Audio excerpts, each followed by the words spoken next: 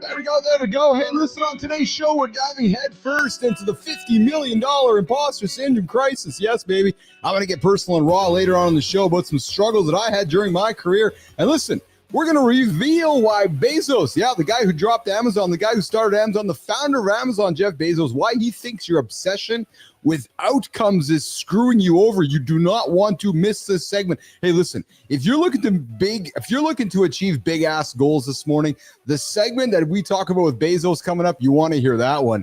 And listen, we're going to uncover women's secret fantasies they're definitely not telling you about. And hey, we're going to explore the origins of conversations 135,000 years ago. And hey, why have humans still not mastered the art of graceful exits when it comes on down to conversations? We're getting into that here today with myself, Jon Andersen. Marty's out of the building here today. He's got some stuff coming up.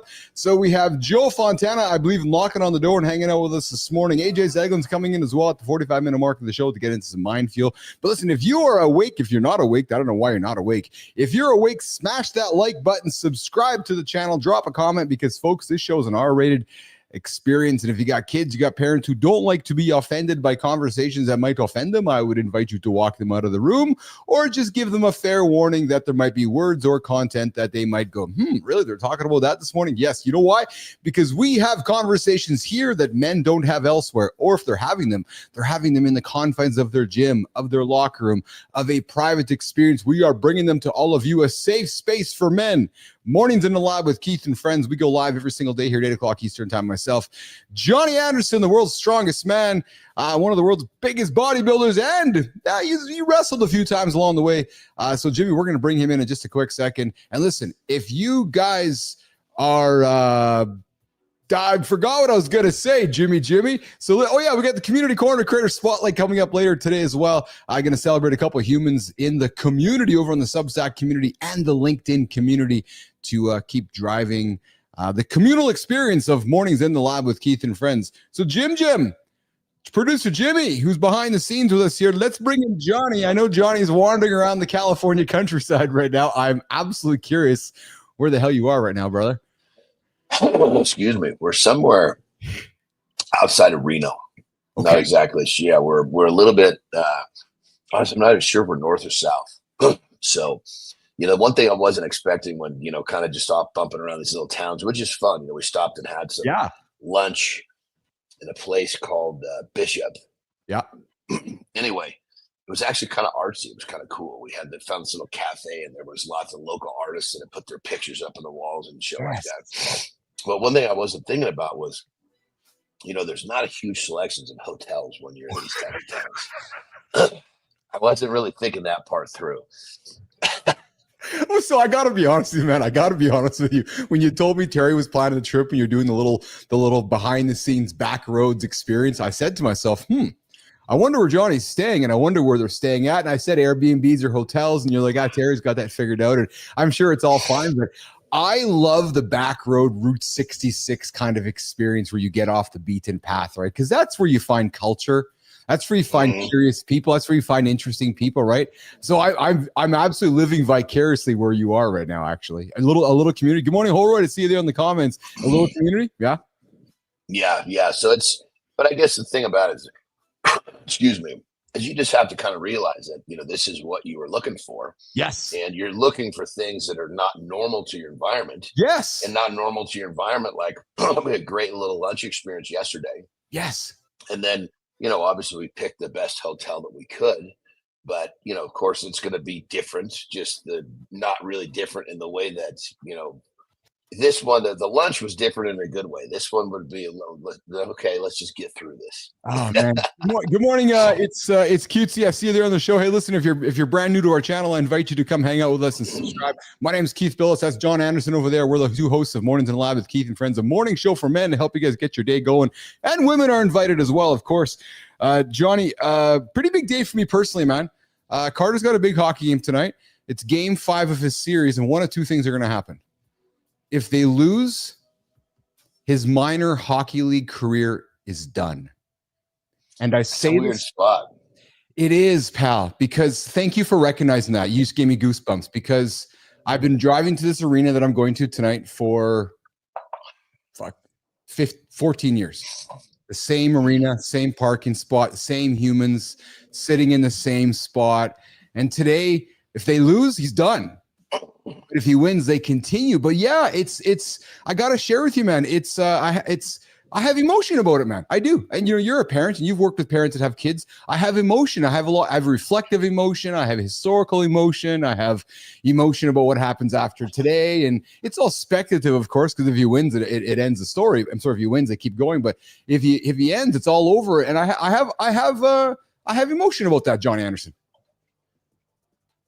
Well, it's it's one of those things where you just, especially in the moment, it's like, you're as a kid, you're doing. I remember when I was in high school. Yeah.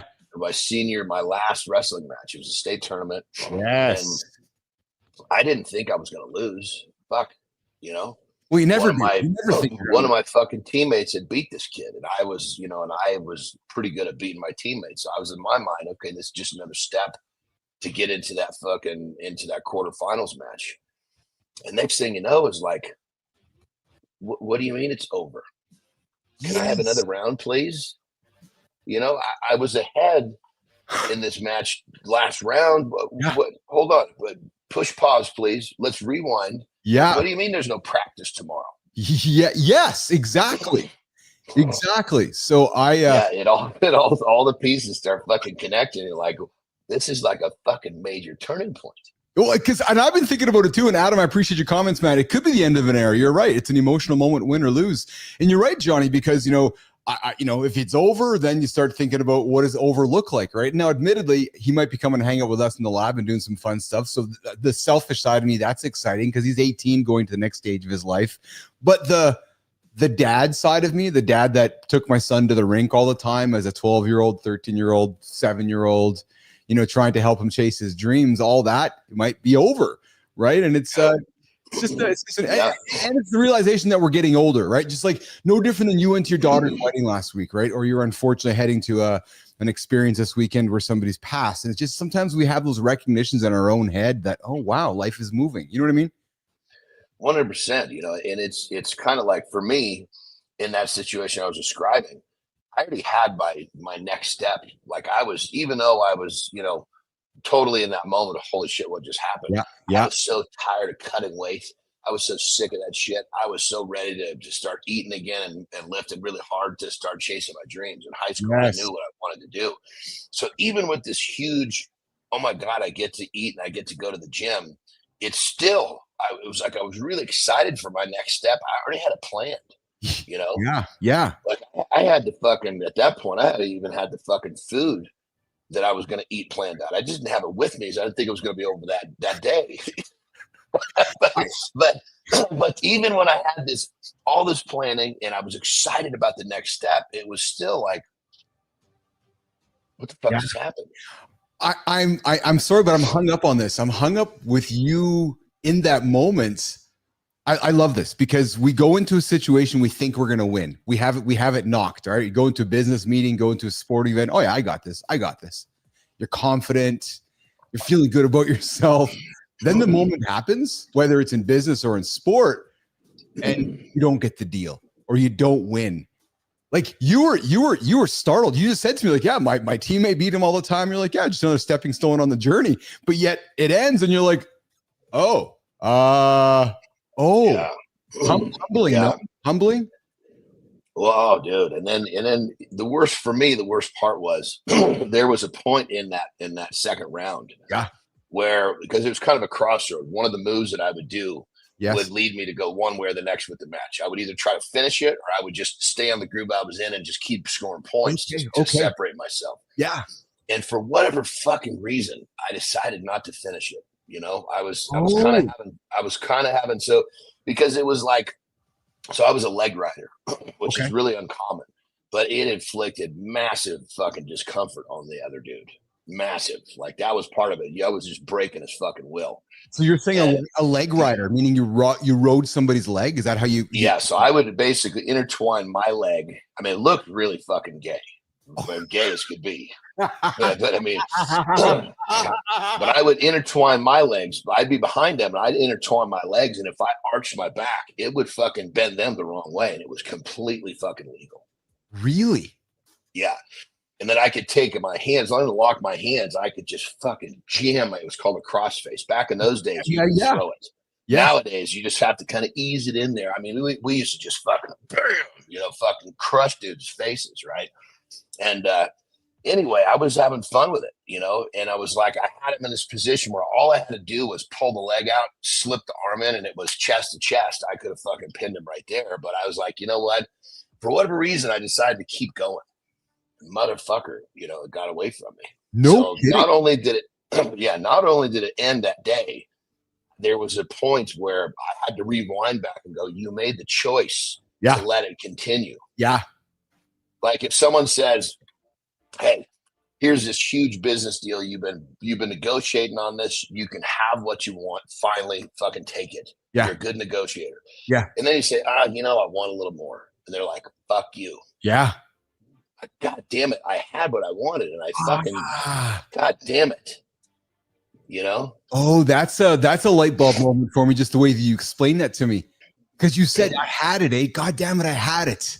It was right there. It was just, it wasn't like a question mark. Like, I don't think I can do it. So I'm going to keep going. It's like, okay, what do you want to do? So in many cases, I would just continue to do what I was doing as I was having fun. I was inflicted from it. I used to make other kids fucking not sound like an asshole, but I would make other kids fucking cry with this stuff. Yeah, I bet. So let me throw a tennis ball to you. What did you learn from that moment? The moment when you thought you had it, but your analogy, I got the business deal, but I want fucking more. You did the move. You should have went in one direction. You didn't. Upon reflection, I know it was many years ago, but what did you learn from that? Man, I'll tell you, it's even as a fucking 53-year-old, that stands in one of those moments where I can look back to. Does they? When I kind of question, like, what is it? Like, I question my decision. Like, I want to understand why I did what I did. Yeah. And I guess, to a certain extent, there's a part of me that gets pissed. Like, dude, you should have just taken it. Yeah. Then there's the other part that says, you got to support that competitor in you that wants to just stay in the fight. So it's kind of it's a hard one, brother, because, it's like to take the deal too early can also be semi unsatisfying. What are you doing? Because this goes right into the Bezos thing. Yes. Are you doing it for the outcome or are you doing it for the fucking journey? Yes. Yeah. Good segue. This has been a great loop here to kick the thing off here. I'm going to do the accountability check-in, and then I got a few. I was pretty excited to have this conversation. I got a few things about that Bezos dropped over the last few days that I want to talk about with you. So let's do this, Jimmy. Let's go to the accountability check-in. We're going to come back with some Bezos stuff on center stage and Holroyd.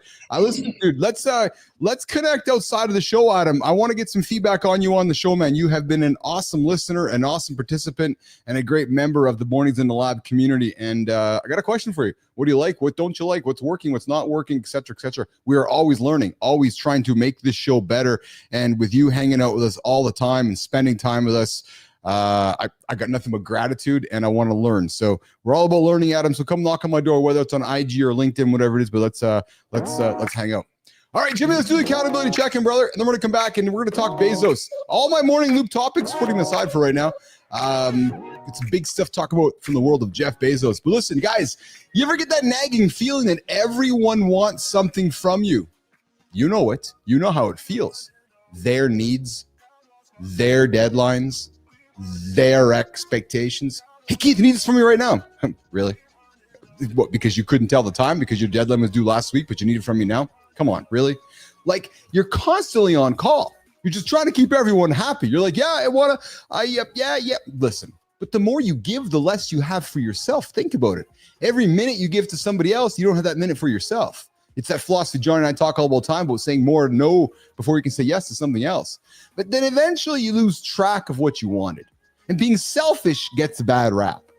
But it's not about shutting the world out, guys. It's about choosing where your energy goes so you can lead, grow, and win on your terms.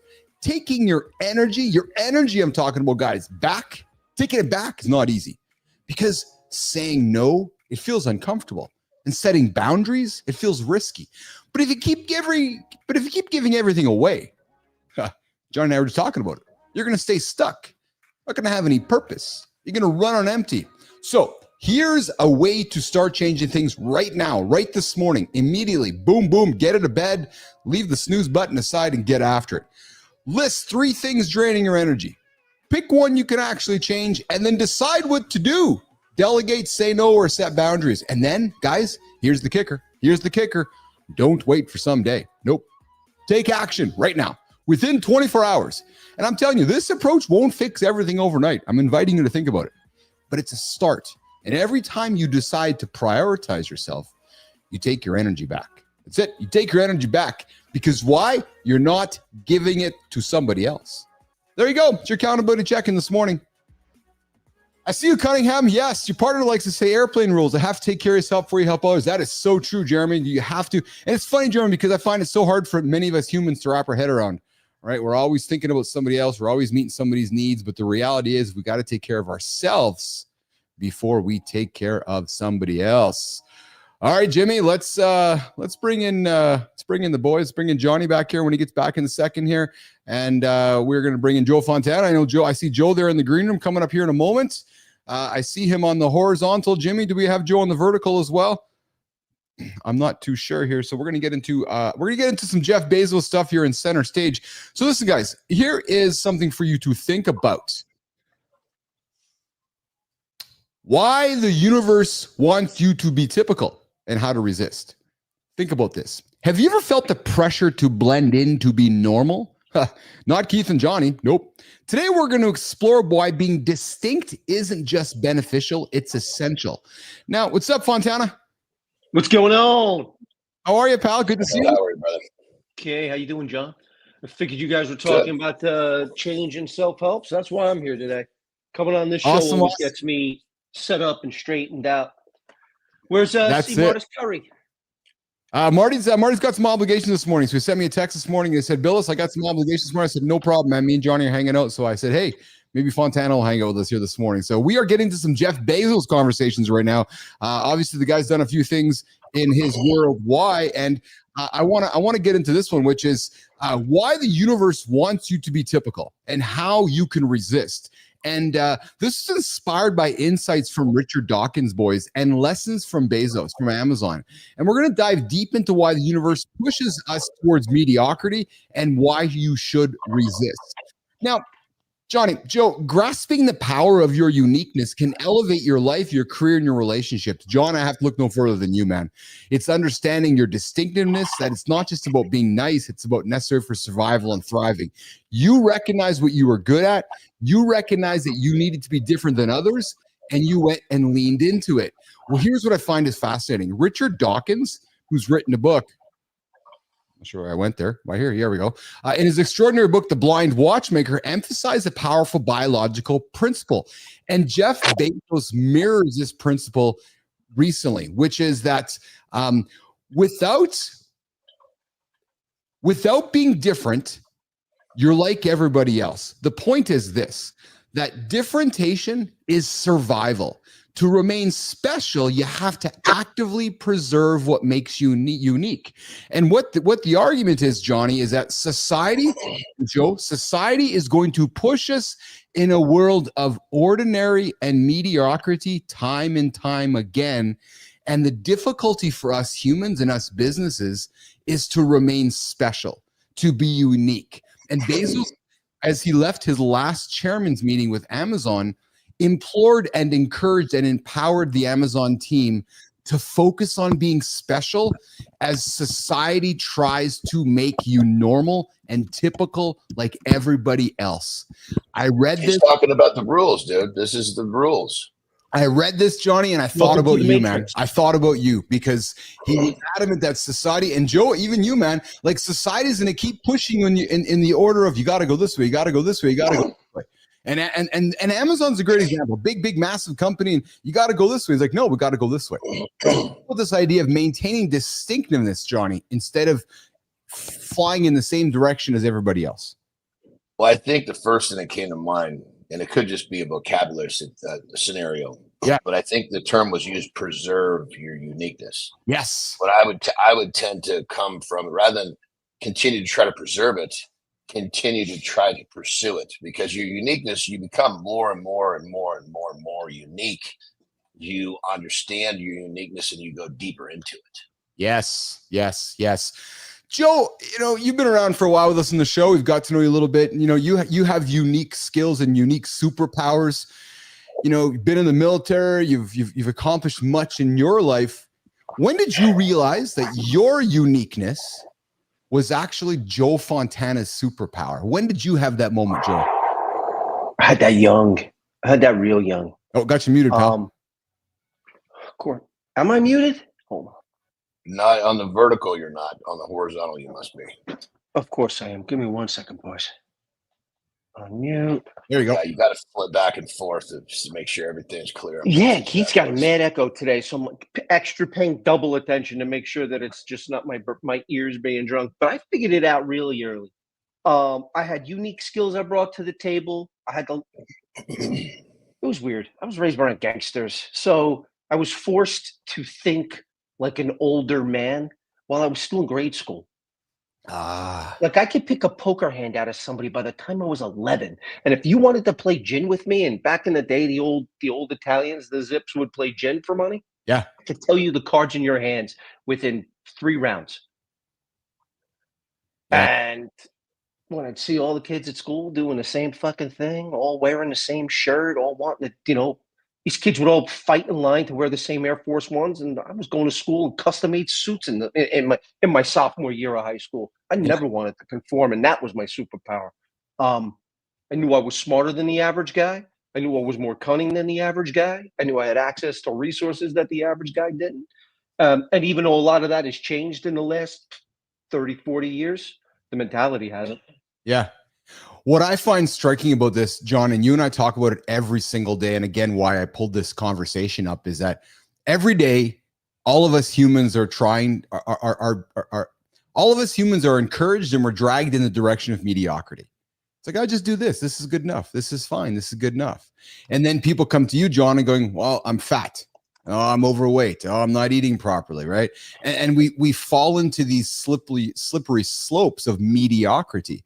That's why I've been such a big proponent, and I know you have too as well, John, with this show being the daily practice to avoid slipping into mediocrity. Starting your morning, getting your day set up, Johnny. Yeah, I think when it comes down to it, I think if someone actually recognizes that they're slipping into mediocrity, that means they've actually had a go at getting out. I think the majority of our population is they're programmed into it. Yes. It's like, it's our role models. It's all the people that have our ears. Yes. And they're doing the best they can, but they're programming in, oh man, I can't wait for Saturday. Yes. Oh man, I can't wait. I can't wait for for lunchtime. I can't wait for this. I can't wait for that. And we get fucking programmed with all of this shit that, it's mediocre at best. And so I think I think the biggest thing is if you've actually recognized that you've escaped, you're ahead of most. Yes. And keep in mind, real fucking easy to get a step out and get sucked back in. Because it's comfortable in there.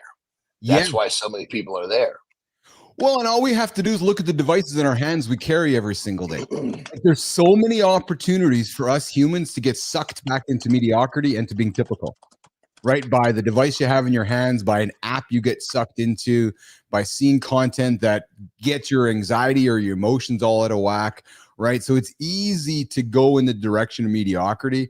Again, which is why we created the show. I'd like to think, which gives you a place, guys, to get your day started so you can run away from mediocrity. But listen, the world is always going to try to make you typical, always, right? Pulling you into every equilibrium, and it's a continuous effort that keeps you extraordinary. So I'm going to invite you guys today is to stay unique, stay courageous, and keep shining that distinct light. Because as Bezos said, that you are absolutely going to continue to be pulled. But the difference between a successful and probably mediocre successful human is somebody who is going absolutely against the grains. So, but guys, I want to get on that level. I was just going to say one of the things that might be really helpful for most is to recognize that you're in the, the ordinary, the average, or whatever we call it, the comfortable, and see where you want to go. That's great. But the people that are out, that have escaped, that stay out, that continue to grow, it's because there's something that they're chasing. There's a purpose. There's a big why. Yes. And so you can't just say, oh man, I want to get out of this ordinary life. Well, why? Yes. When you got a big why, it makes it fucking real easy to get out and stay out. But if you don't have a why, you're going to spend your life fucking in and out, in and out, in and out. Yeah, it's so true. All right, listen, let's get to the next. Find that why. It is finding that why, 100%. All right, so listen, stop chasing outcomes. Why Jeff Bezos swears by controllable inputs. Johnny, Joe, we spend so much time worrying about so many other people. We spend so much time worrying about what somebody else is doing. But Jimmy, here is the hook. Have you ever wondered why some companies consistently achieve goals while others struggle? Well, listen, Bezos and Amazon talk about the unprecedented idea, the powerful philosophy of focusing relentlessly. John, again, I'm looking at you, brother. You talk about it all the time. Controllable inputs instead of the outputs. Don't worry about what the output is going to be because you can't control it. All you can control is what you do every single day. So his invitation, Johnny, was if you have a big ass goal, Joe, like a big goal, don't focus on the things that you can't control to get there. Wean that process right down to very minuscule, detailed approach. Find the input that can directly relate to the output and focus on that. And in Bezos' experience is we too often as humans get focused on the noise and don't think about the little details that you can control, which is the input to get the output correct. Makes sense, Jon Andersen, Joe Fontana? It does. Yeah, 100%. 100%. I think when it comes down to it, even in today's society, there's not enough. We don't teach our kids to goal set enough. Like people are just fucking wandering. Yes. But then when they're taught to focus to set a goal, they're not taught to fucking overly stare, or they're taught to, okay, here's the goal. Well, nobody told me not to fucking look at the goal. Okay, well, once you're taught to have a goal, then you got to be taught to how do you get to the goal. And none of this shit is being taught to our youth. No, and they're not being taught the details of it. I don't believe it. It's totally. And that what we're talking about. Here's your goal. Okay, that's where we want to go. Stop fucking looking over there. Yeah. Start looking right fucking here and get the shit out of the way that you can't change, that you have no control over. And let's focus on the controllables. If we do that every day, we'll be real next to that fucking goal real fast. But when you're looking at the goal all the time, what you're not doing is handling your business right here today. What I find fascinating about this discussion is that it's so simple, yet and so filled with cliche, but yet when we get sucked into the mediocrity of life and we get sucked into the emotion of others, here's the theme here. You start forgetting about your input and you begin worrying about everybody else's output, Joe Fontana, right? Because you want to know something? Yeah. You're 5,000% right. And I'm probably going to get punched in the face by my wife for this. Yeah. So in the last 24 hours, I do a podcast. Yeah. Nothing like this. Yeah. My co-host breaks up with me over text. Oh. Like, this is a person like anybody else I meet on LinkedIn. Like I met you, Keith. You see, I take those first conversations seriously. If you got a fucking problem, I'm going to help you own it. Yeah. Because as it applies to goals, you know why goals die on the vine? Because you have to fucking work to do it. An opportunity is always disguised in overalls. I mean, look at John's left fucking arm right there. He's got a vein larger than my entire arm. Yeah. Because he had a goal and he realized it was going to take sacrifice and unrelentless effort to make it happen. And that's why a lot of goals end up dying, and you absorb and look for the fucking noise, because the noise is the excuse. Yes. The noise is the panacea. So I sat there bent that I got broken up by text, that this person's not answering me. They did all the logistical stuff. So I panicked for a minute. How do I edit? I couldn't even fucking log into StreamYard or Riverdale, whatever the fuck they're called. And my wife's like, what about this amazing opportunity you now have? Now you don't have. I was waiting for that, Joe. I was like, God damn it. Me too. Now you don't have somebody that you're trying to groom into a co-host. Now you can go out and find the one you want. Now you can own it. Now it could be about your brand instead of sharing a brand. Now your co-host is part of your vision, not something that you're trying to turn into two. That's why I came on today, to be honest with you, because I'm sitting there listening to her. She's 100% right. But I kept saying, but I'm allowed to be mad. I'm allowed to be mad. I'm allowed to be mad. And she's like, yeah, and look how far that's fucking gotten you.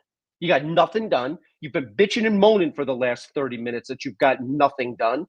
And you've lost eye of the prize. You wanted a podcast so that you can engage with your prospects, so that you can show them that you actually know what the fuck you're talking about, unlike everybody else on LinkedIn, with the exception of the two people on this podcast with me. And here I am. Right here, I would say the noise is removed.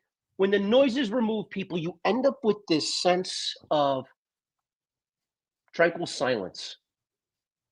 Yeah. And then is where you do the Bezos of, what are the things that I can do that I can completely control that get me to here? And sometimes there's nothing you can do to get you to there, and you need to realize, okay, not meeting a goal is not a failure if you realize that there's ways to pivot, and that your goals have a life of their own. Sometimes they'll change over time. Yes, Johnny. Yeah, I was just going to say, Joe, that, a couple things that, listening to you talk, I totally get it.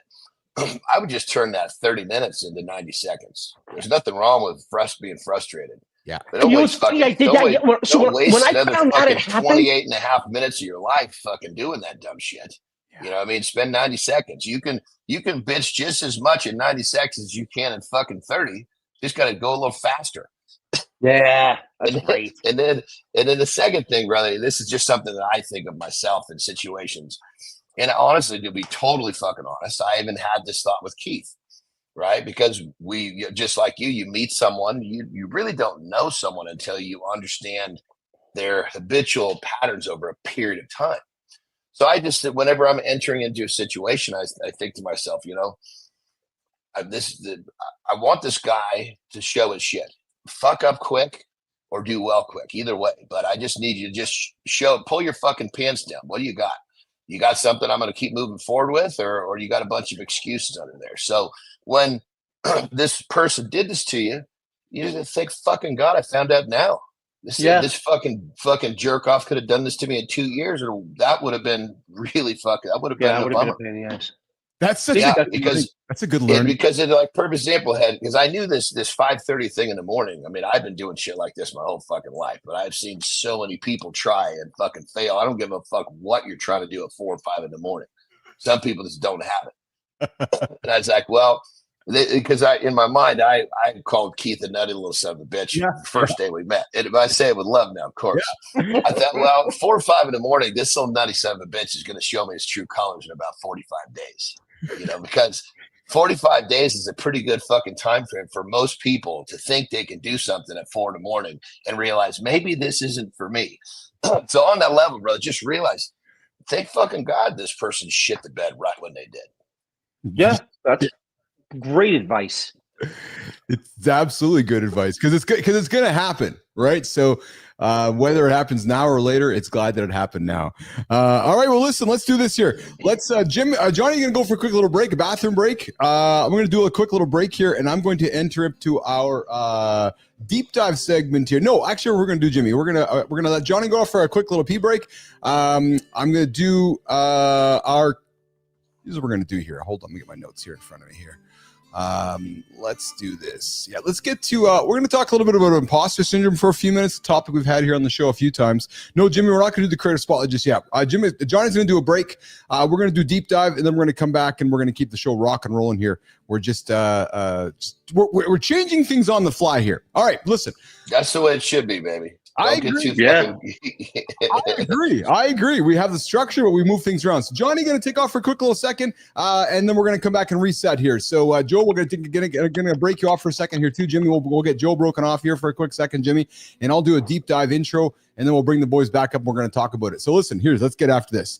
Have you ever had that sinking feeling like you're just pretending to know what you're doing? Guys, ears up on this one. Because listen, I'm going to tell you that you're not alone. You're not alone. Because I'm going to spend some time over the next couple minutes here getting personal, opening up with my own lifelong battle. I had it last week with a fellow, Imposter Syndrome. And we talked about it on the show many times, and I bring it up again because it is something that we all have it. We battle it. It's our own mirror. Some days are better. Some days are other. Some days aren't as good. And the secret struggle that almost derailed my success in my journey in business. And why should you care? Why should you care about my imposter syndrome or Joe's or Johnny's or somebody else? Because you might be battling it yourself. Because imposter syndrome silently sabotages potential. It holds back careers and it limits happiness. You heard us talk a few moments earlier about Bezos and his philosophies and Richard Dawkins around, swimming against the stream of normalcy, going against what everybody is trying to make you be. Typical. And when you do that, you often find yourself waking up going, where do I belong? Am I an imposter? Who the hell am I?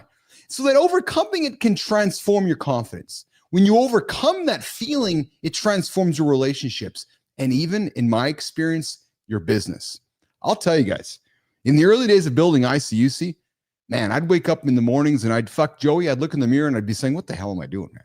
Constantly questioning if I was good enough. And it still happens today. There's days today, guys. I'm going to be very frank. There's days today. My little brain says, Bilous, what are you doing, man? Get off the fucking stage, you fraud. Like, oh, what? I'm not a fraud. And you battle it. And I've learned from my brother Johnny to count myself in. I've learned from my brother Johnny to not take 30 minutes processing it, process it in 30 seconds, process it in a minute, get that shit out of my head. And it took landing big name clients like Coca-Cola, Novartis, the big brands in the world. Those brands still didn't quiet those inner doubts. And then I go down the street and sell the company for $50 million and you'd think I'd feel secure. Nope. Still perpetuated this feeling of identity crisis. Who am I? Am I just a guy that did one thing? Am I just a guy that built a company and sold it? Again, I had a conversation with the guy last week. He's like, Bilous, why are you so hard on yourself? He goes, you built the company and sold it for a few dollars. I'm like, yeah, but I just take it for granted. He goes, no, don't take it for granted. The imposter syndrome hits harder. It leaves you feeling utterly lost. And when I did some research into this topic for this morning, research, Joe, finds that 70% of high achievers, 7 out of 10, battle imposter syndrome at some point. Often it's tied to self-worth. Often it's tied to fear of failure. And often it's tied to significant career transitions. For me, leaving and being a part of that company and then leaving it behind as I started this new journey meant starting from scratch and confronting all these insecurities I'd been hiding. So not only as I was building ICUC, I struggled with my own imposter syndrome, but I went through it again over the last 18 months, building this brand new platform for myself.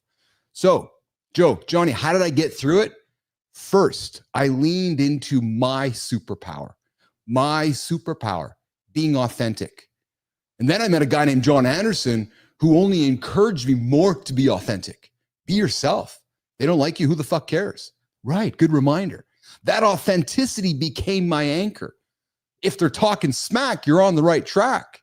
If you're walking towards darkness, you're actually closer to the light than you realize. So it was taking those things from this show, from my friends Marty, my friend Johnny, and showing up genuinely every single day, and then sharing my struggles openly behind this camera and behind this microphone. I learned to question my negative thoughts, throw them aside, and lean into my friends like Joe and AJ and Marty and John and Jory, and talk to all you guys and talk to guys like Adam Holroyd and Good Time and everybody in the community to remove that harsh critic from my brain. To say, nah, man, what are you talking about? Put some logic in front of yourself instead of the illogic that you're having. And these steps profoundly reshaped how I viewed myself and my value. And I know value is a topic that we often don't talk enough about as human beings, right? We're always questioning others. But when you look in your own mirror and question your own value, that's when it gets really difficult. So I invite you to reflect. What's one little imposter syndrome lie that your brain is telling you today? What illogical advice is your brain telling you today? And then ask yourself this, like I've had to ask myself, and I'm telling you guys, this show has changed my life because a guy over there, Jon Andersen, and a guy over there have convinced me with this. What could happen if you started believing in it instead of not believing in it? Jimmy, let's bring up Joe and Johnny and continue the conversation on imposter syndrome. Johnny. On here, baby. Oh. So just loving what you're saying, by the way. God damn it. So first thing I would say is, for anybody that's experiencing imposter syndrome, here's the thing. When you fucking show up and nobody else is showing up, who's the fucking imposter? That's the first thing. All right. Second thing is this. You have imposter syndrome and you're fucking looking around, you know, and there's no one around. It's because you're in new territory. Yes. Well, just fucking turn all the way around. They're all fucking behind you. That means you're ahead of the fucking pack. Goosebumps. If you don't have imposter syndrome, it means you're not getting to the fucking front of the line. Yeah.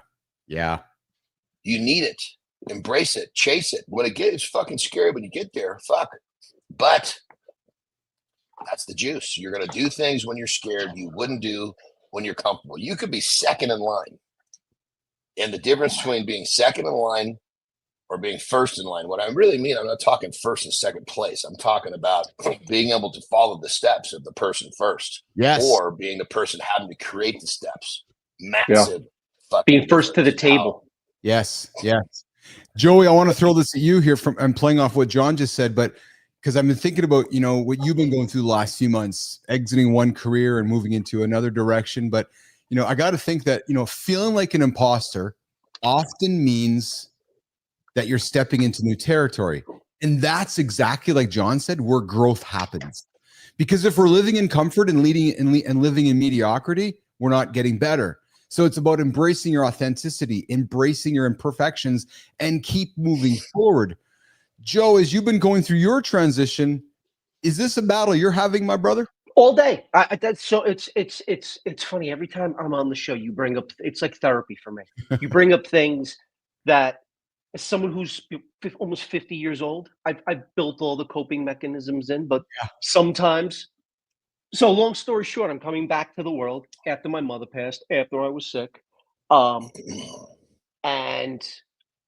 I'm doing more events now in front of a lot of people, doing things I haven't done in years, and doing it publicly. So I work with this company called Dextago, and they're big into coaching and working with young sales reps. So they've been putting me front and center in front of 5, 10, 15 of these young sales reps at a time, saying, close their fucking deals for them. Why aren't they dead? Like, why are they dead? You got to come in and solve all this stuff on the spot, Fontana. And I've been having a lot of imposter syndrome, sitting there fucking terrified sometimes before these things. But like John said, I used it as a checklist. Like, wait a second, stop, pause here for a minute. Like, I've learned how to observe rather than judge my own feelings and thoughts. And it allowed me the opportunity to just say, okay, let's checklist this off. Why do you feel like a fraud? How many people have you coached in your career? Thousands? What are these fucking 5 any different? How many dead fucking deals have you seen in your life? Hundreds of thousands? Yeah. Pipeline whisperer. Is that you just talking out of your ass because your mouth doesn't know any better? Like, look at your calendar. There's 15 people waiting for your help. They all have deals. They all know you'll help them. You won't tell their boss. You don't charge a nickel. Let's get this done. Yeah. And yeah, it's because things are new. Because it's a brand new world for me. I closed up shop for 2 or 3 years before my mother passed. Used my mother's passing to close it down. Used being sick to be mediocre, to be like everybody else. Some fat fucking slob sitting on my couch, 30 pounds overweight, couldn't catching my breath going up the steps. But then there comes a point where you're like, okay, are you happy? Is this the goal for a kid who's always been different than everybody else? Now you look like everybody else. Yeah. And you act like everybody else. Now you're just a number. Yes. Yes. And it's not 1 or 2. And it means having to stare in the mirror and say, am I willing to do the work to hit all these goals that I still have for myself? At 50, am I calling it a fucking day? I'm going to sit there and be like, I thought about that the other day. Someone's like, hey, but you're on the couch all the time. Yeah, I earned the right. Earned the right to be what, lazy? That makes no fucking sense. Exactly. And it's funny, it took a fucking douche canoe irritating me to get all this out to finally acknowledge, like, there's nothing to be afraid of. Sometimes I feel like perhaps imposter syndrome to a certain degree could be a healthy thing. If you use it as the opportunity to take stock.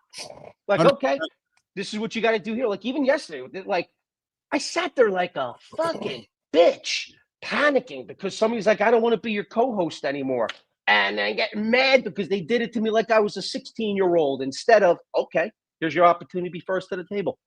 Nobody's talking about the things you talk about. Certainly nobody's doing it in the format that you're doing in. Let's go out and be you again. Our brain does funny things with logic. And when we're having success and we're building confidence, it's important to lean into that logic so you can walk away from the imposter syndrome. Listen, join the conversation today in the comments. How has imposter syndrome shown up in your life and what's helped you manage it? Because guys, we support each other. And sometimes we just need a reminder. What have you achieved? What's the logic? You got some confidence behind you. You have little wins every single day. Those little wins are moving in the right direction, away from that lack of confidence and away from that lack of logic and away from that imposter syndrome. Johnny, we're going to do when are you smoking? Because I'd like to smoke my cigar too today. I brought a glass cigar today. I'm actually in a hotel, so I can't smoke today. Trying to try this bad boy. Johnny's going to do a lifestyle tip, and then we're going to come back and we're going to talk some conversational content here in a moment. But we're going to do the lifestyle tip with Jon Andersen. Let's get after it, Johnny. Let's go. God, I had a couple of topics I was thinking about, and one of them was just a doozy, and for some reason I'm having a brain fart, so I'm going to go a different direction with this one. But I'm going to tie it into what we're talking about. So, imposter syndrome, sometimes just a different title, it seems more complex. It can be one of those things that people tend to get even more confused by than what the foundation of it really is. So let's break it down. Let's peel the onion back, because at the bottom of it all is fear. And when you learn to deal with fear, and keep in mind, attached to fear is failure. And so really, imposter syndrome, if you get down below, has a few elements that we deal with all the time. And when you learn to pursue failure, and when you learn to use fear as a motivator, all of a sudden this imposter syndrome thing just becomes this fucking weird title that attaches itself to shit that you've learned to harness and turn into good. So if you're one of these people who hears this term imposter syndrome and it gives you an extra, chill down your spine, it's just a fancy fucking name for dealing with some fear and dealing with some fear of failure. Lean into these two, and your fucking life will change right quick. Rock and roll. Leaning into fear, leaning into failure, that helps you walk away from the idea of imposter syndrome. We're walking AJ Zeglin into the lab here this morning. Morning Lab with Keith and friends. You got myself, Jon Andersen. C. Marty's away today. We got Joe Fontana sitting in the co-host chair, and of course, we got the buddy, we got the brother, we got the man of the hour, AJ Zeglin, joining us. We're talking imposter syndrome. AJ, how are you today, brother? I'm doing pretty good. How are you guys? We're good. How many guys, how many couples, how many humans are walking into your office or calling you on the phone or booking an appointment with one of the greatest mental performance experts in Canada and saying, dude, I just don't know. I'm lost. I don't know where the hell I am. I feel like I'm an imposter. Is that a normal thing in your world, AJ Zeglin? Every single person I've ever met, I think at some point in their life has felt that way, right? Whether it was professionally in the workplace, whether it was in school, whether it was personally in their lives, in their relationships, thinking they maybe don't deserve something, or it's pretty common for us to have that experience. What do you often say to somebody when they say to you, AJ, I'm lost. I don't really know who I am right now. Is there when you hear Johnny speak, I'm going to speak for Jon. Jon sees it as an opportunity. He's like, yes, awesome. Because now we can find out what's really going on in your head. Right. Yeah. I mean, the first thing that I usually do is just obviously validate that they're feeling that way. I don't try to ignore it. And then I also try to reassure them and be like, hey, welcome to the club. Every single other person, when you were sitting in that room feeling that you maybe didn't deserve to be there, so were the other 99 people in the room. You were all thinking the same thing, right? So yeah, isn't that true? For somebody who's been in the military, I can tell you that's how a lot of guys feel. It's we were all afraid of the same thing. But as it goes to imposter syndrome, the difference between failure and success, the difference between cowards and heroes is how you own your fear. Oh, I like that. Yeah. No, but it is. You think about it. A guy who's a coward's going to run from the bullet. A hero's going to run into him. I've never thought about it in your perspective, Joe, because you're right. If I'm sitting in a transport in a room with the four of us that are all in the military and I'm scared of dying, I'm not talking about it. Yet we're all scared of the same thing. We're all scared of it for the same reason. Dude, a leader pulls his pants down first. Yeah. When I say pull your pants down, most people are fucking scared to pull their pants down. The leader's not afraid. He's afraid, but he'll deal with he has the courage to deal with being scared. There's nothing scarier, yet more empowering than having to tell guys, listen, we're either going to be alive or dead in 10 minutes. Joe, so fucking let's do it. Well, it's interesting because this even relates to that text, Johnny, that I shared with you a couple of days ago. I sent to Carter, and AJ, you haven't heard this, and Joe, you haven't heard it either. But AJ Carter's going to the last game tonight, and after the last game that they lost, I sent him a text, and he's the captain of the hockey team. And I said, this is relevant to this discussion, I believe, because it's about leadership. Embrace the responsibility. You have earned it. When we see responsibility as recognition of our abilities rather than a burden, it completely transforms how we approach a challenge. Because often leaders, we think that we have to be the man and be the leader and carry that burden, when in reality, it's actually a recognition that you're the leader for a reason and that you should embrace that role. You follow me, AJ? Yeah, absolutely. Right. And I think that has something to do with imposter syndrome as well, because, you know, if you've been designated the leader or you're stepping up to be the leader, it's not a grind like the gym. There's gratitude in that moment where I have the privilege of leading Joe Fontana, Jon Andersen, and AJ Zeglin. Not a burden to me. No, it's a privilege. It's an honor. Yes, there's something to be said for that, I believe. Right. So anyways, listen, I want to move away from imposter syndrome. I had a fun one to talk about today for all of us, which I think is a great one because we're here on a conversational show. And good morning, Peaches. I see you there. Thanks for joining the show this morning. So here's the hook. Are you done talking? Here's how to gracefully exit any conversation without awkwardness. I know that we've all found ourselves stuck in a conversation and wondered, how do I get out of this fucking thing without hurting AJ's feelings or John's feelings or Joey's feelings or causing some awkwardness? I want to unpack the art of gracefully exiting a conversation, because sometimes, guys, chat goes on forever and it doesn't have to go on forever. So I want to talk about mastering this idea of a graceful exit. It's not just about being polite. It's protecting your relationship. It's boosting your confidence. And it's going to let you reclaim that valuable time that we talk about, all without leaving a negative impression. Boys, get this. Did a little bit of research. It suggests that people often stay in conversations up to 50% longer than they prefer, primarily due to social anxiety or fear of appearing rude. However, you talk to conversational experts and they highlight various polite exit strategies using natural conversation pauses, expressing gratitude, or just humorously acknowledging the awkwardness, or even subtly using nonverbal cues such as angling your body away or checking your watch. Now, guys, have you guys found yourself in these situations where you're like, oh my God, how do I get out of this conversation? AJ, starting with you, brother. Well, I'm sure I have been. I can't think of any like right now off the top of my head. But yeah, I'm sure we've all been in a conversation that we feel has gone on a little too long, right? But yes. And how do we get out there without seeming rude or without hurting the person's feelings? But yeah, I can't think of any recently that's happened. AJ, let me just interject real quick. I want you to keep going.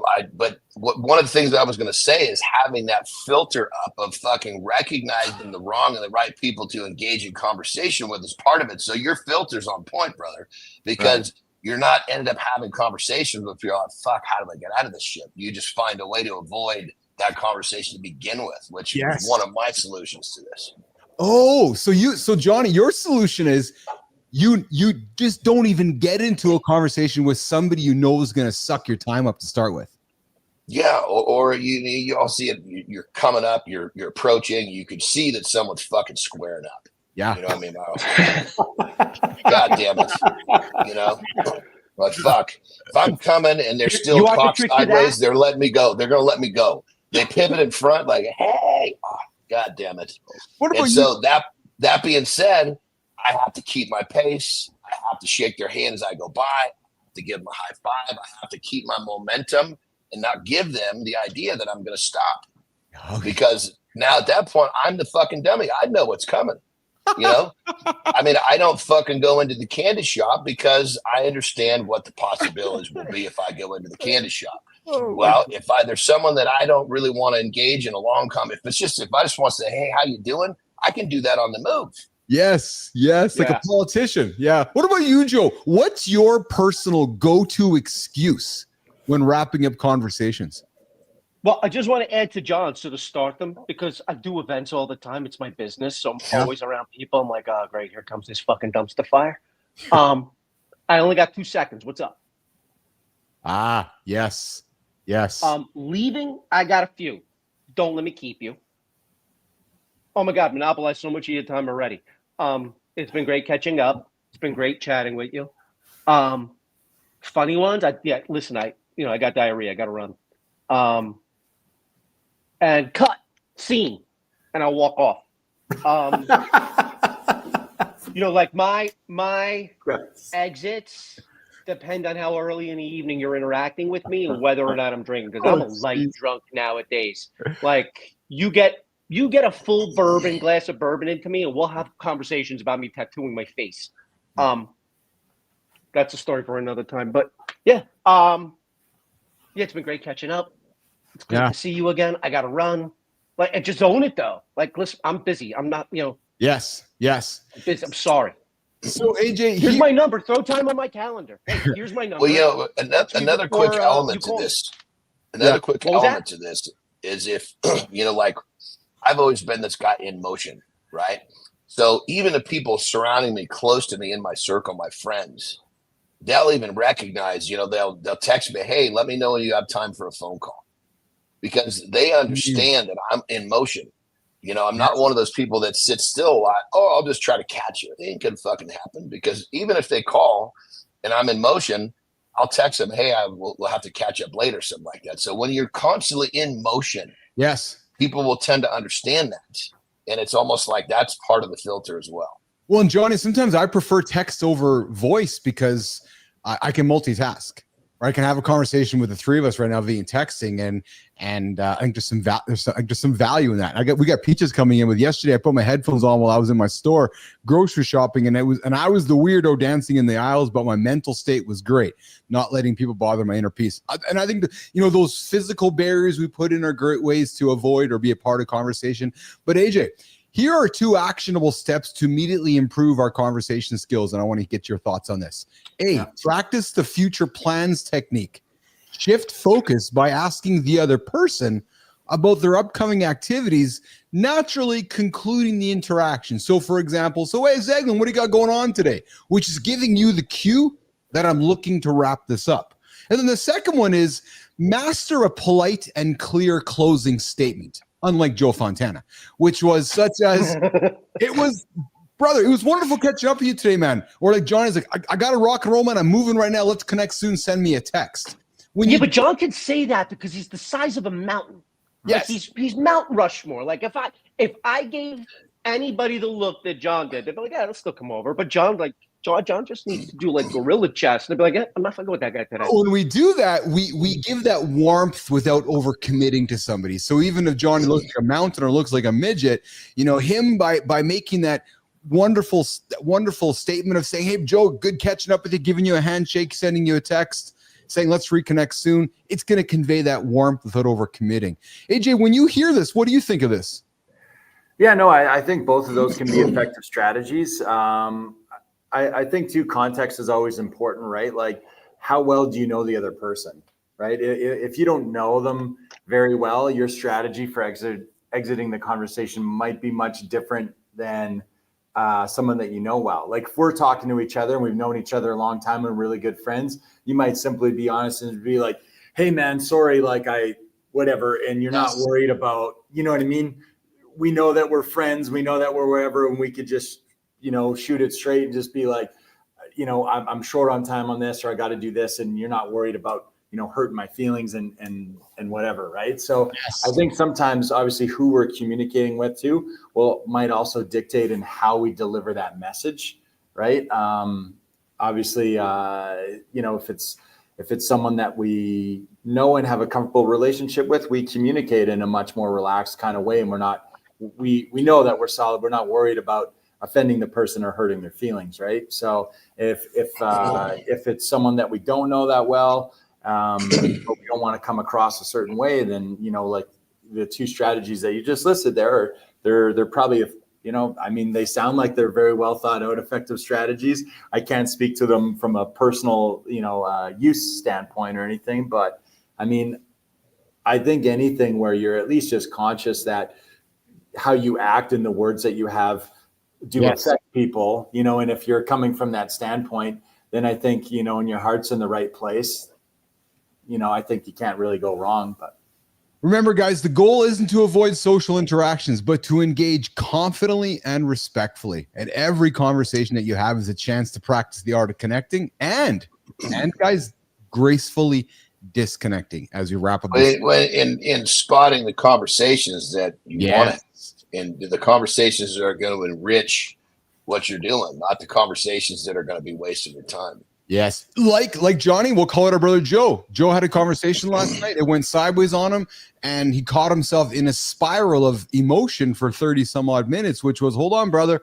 Let's learn how to gracefully disconnect from that conversation, put some positive emotion into the moment, and move forward. And guys, we're going to do this collectively. AJ, Keith, John, and Joey here. Peaches says, I'm about to go on my morning walk, and I will have to say I'm having a procedure tomorrow that I have to be put to sleep. I'm very nervous, but I'm putting it all in the hands of the greater good and hoping for answers. Well, Peaches, I can tell you right now, you got my thoughts, my prayers. You got AJ's, you got John, and you got Joey Fontana's thoughts and prayers as well. So you get after Peaches. Whatever was supposed to happen, whatever's supposed to happen is gonna happen, brother. And then Peaches, I invite you, come back to us tomorrow, come back next week, hang out with us, and we're gonna keep moving that positive momentum in for you there. So Zeglin, what do you got going on today, brother? There's my cue to wrap up the segment with you. What do you got going on today, pal? What do you got going on? Oh man, you guys are trying to get rid of me. I can feel it. Yeah, you don't got to go anywhere. Actually, we're just working to the top of the hour here. What do you got going on today, pal? Just in the gym and then in the clinic. Yeah, typical day for me. But a good day. Typical AJ, we got to connect. Yeah, absolutely. I would love that. Typical days are a good thing, AJ, aren't they? It's funny because a lot of people don't like typical days. That's a boring day. No, man, typical days are good days. Oh man, you know what? I genuinely love what I do so much that when I'm in the gym and I get to hang out all day in the gym, and then I get to go to a clinic and work with the people that I work with, I'm happy, man. I'm happy doing it. I feel I feel purpose. I feel useful. I feel good. That's awesome. We got Adam Holroyd coming in with, I agree with you, John. You got to find the meaningful conversations. A lot of people just want to talk to hear their own voice. Oh, baby. That is a very, very common theme. A lot of people like to hear themselves talk. And then Peaches comes back, guys. Next week for sure. I'll see y'all later. Have an amazing day and weekend. Thank you for all the positive vibes. Appreciate it. Truly, Peaches, you get after it. You got this. I got a question for AJ, totally off topic before he goes. Throw it at him. So AJ, I'm in that. Normally, I keep my beard really tight, and I'm in this phase. Like, I'm going to try to grow it out a little bit. Oh, okay. So I'm probably I don't know. I'm in that just the front end of the shaggy period where it's starting to fucking itch. Yeah. How many days do I have to go through this before the thing fucking changes? I love this. Yes. Yeah. You know what? That's a good question. So mine always kind of like sits a little bit on a longer side, like the majority of the time. But I think I've become so used to it that I get that question a lot. Like, when is this thing going to stop itching? And I've actually, I don't notice that for myself. Like, I don't ever go through a period where I'm like, oh, this thing's really bugging me. It's itching. If anything, I go through the period where I wake up in the morning and I'm like, oh, this is a bit of a pain in the ass. It's almost like my beard has bedhead And now I'm like added an extra element to my morning where I'm having to like try to fix it. You know, that's the last thing I need in the morning is an extra step to get ready. But, you know, it would be. So when you're like originally growing it out, when you're first growing it, you didn't go through an itchy phase? No, not really. Yeah. I know. Okay. Very fortunate. But it would be like your question, John, when you're dealing with someone that's going through something, you know, can you hang in for one more second? Yeah, I know I can make it for today. I've already decided today's going down. Can you make it for today? Yeah. Can you make it one more minute? Funny side note. Yeah, yesterday. So I was looking for some fucking beard oil. I couldn't find it. So I went for some coconut oil. And I get, it's kind of at a pace. So I get it on my hands and I'm wiping it. And I get it on my beard and it actually kind of softened up the hair. It felt pretty good, right? But as the day goes on, that shit was actually, I don't know, it was all wiped in, but there was enough that the shit kept fucking draining. It was running down my fucking neck. I kept having to wipe coconut oil off my hands out. And you know what? That is a good good point. And I did forget to mention that I do use like a beard balm. So I do put it in, and when I'm in the shower, I do actually use conditioner in my beard. So I don't know if care for it like your hair. Yeah, so I don't know if it's because of the conditioner in the beard and then putting in the beard balm after that, because it's softer. Maybe that's why I never go through the itchiness. That could be it. Gotcha. Okay. Yeah. Beard, right on. Beard advice with AJ and John this morning. That is awesome. I'm probably not the right guy for that, but you know, there's probably guys. I've heard a couple people say the conditioner is the way to go when you're itchy. Just some bullshit $2 hair conditioner. Yeah, there you go. And Peach is coming in with moisturizing the skin and the hair, regular cleaning and gentle grooming. John, stay strong. Hey, AJ, before you go, you got a quick second. I got here's something for you guys. Have you ever wondered when we first started talking? When humans had their very first conversation? Guys, I found something last night that dives into some groundbreaking research that rewrites the human understanding of language origins, revealing that we've been capable of conversations far longer than we've ever imagined. A recent study from Frontiers in Psychology, AJ, has shifted the timeline dramatically, suggesting that humans had the cognitive capacity for language. Guys, get this, Johnny, as far back as 135,000 years ago. Now, this research, based on genomic evidence rather than traditional archaeological findings, indicates that language might have initially emerged as an internal cognitive system long before being used in social conversations, which researchers believe started around 100,000 years ago. What's fascinating, guys, is that the 35,000 year gap between having the capacity for language and then using it socially points to a crucial period of cognitive evolution for humans that shaped human behavior as we know it today. And I found this fascinating because a study led by genomic analysis from early human population underscores language not just as a byproduct of evolution, John, because I know we've talked about philosophy and evolution before, but as a catalyst for it. I thought this was fascinating because we take conversation and language for granted, but when you look into the history of it, it's fascinating to me. Yeah, super fascinating. Obviously, like that's, you know, when you think of what makes us such a unique species on this planet, it's really how we communicate, right? Yes. But no, there's some really interesting information. I don't know if this is along the same study that you're referencing, but there's some kind of new understanding too of how, you know, there's some archaeological finds that date back, that predate further than what they think they have recorded evidence of communication and how we maybe communicated stuff, how we wrote stuff down.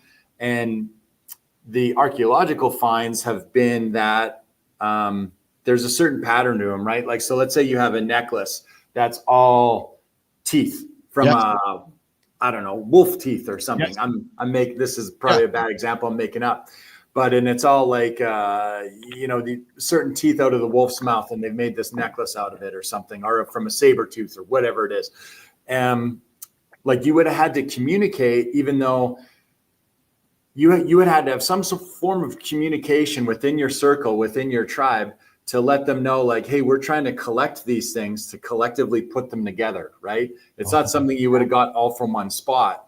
So the fact that some of these artifacts exist has allowed them to kind of come to the conclusion that they would have had some way of communicating this, even though, you know, this archaeological artifact predates what we thought communication and by a long time period. If, you know, if that, I'm probably not explaining it as well as I could, but it's basically like, you know, we would have had to let each other know, like, hey, the goal here is for us to find so many of these teeth so we can make a necklace out of it. How did we let each other know that? There must have been some form of communication to let them know that idea, and that's what we were doing. So because of that, we now think that the ability to communicate actually came a lot earlier than what our general understanding of it was. Yeah. Well, listen, guys. I mean, sure, Just to take that a step further, though, AJ, excuse me, Keith, just to take that a step further, think about that has to apply to any action that requires more than one person. So the very act of finding shelter, of coordinating an attack to kill prey, to understanding that this is something you can eat, or just sharing communally means that communication probably predated even just something as simple as putting a necklace together. And I think as we dig deeper, like literally deeper into our own planet, we're going to find relics of civilizations that are going to fascinate us beyond belief as to what they did and accomplished. Yeah. Johnny? You know, what we think about, we think communicate, we think about words, but words are a very small part of our communication. So 8%. even a sound, there we go. But thank you for the stat, AJ. So even a sound that's not a word is communicated. You know, a gesture is communication. So there's no question before they were actually communicating like this, they were much more efficient at the other types of communication. That's right. That's right. Remember, guys, every conversation has the power to change your perspective, to build deeper relationships, and here's the big one: open doors to opportunities you never imagined. So I invite you to go through your day today, go through your week today, lead your conversations today with curiosity, love that word, and confidence, knowing that you're tapping into a deeply human legacy. Lead with curiosity, lead with confidence, and go have a conversation with somebody. And we've taught you how to exit the conversation when it's time to be done. There you go. All right. AJ, we're walking you out. I think we're going to get Johnny out here too. I'm suspecting, Johnny, you got to rock and rolls out well, pal? Yeah. It's 6:15. Perfect timing, brother. Awesome. So we're going to walk Johnny out. We're going to walk AJ out. Joe, you want to hang out for a few moments with me, or do you got to rock and roll as well? No. What time's the show over, by the way? That's over when Jimmy tells me it's over. I've got like 10 minutes or so. Let's do this. Gentlemen, end scene. Cut.